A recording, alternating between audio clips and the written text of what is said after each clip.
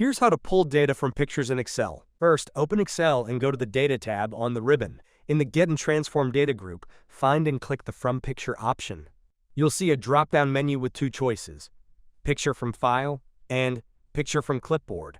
Choose Picture from File if you have an image saved on your computer, and then select the image file containing the table you want to extract.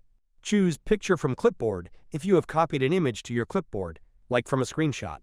Excel will then analyze the image and convert the table data into editable cells in a new spreadsheet. Review the data for any errors, as the AI conversion might not be perfect. Excel will highlight any cells it's unsure about, allowing you to quickly correct them.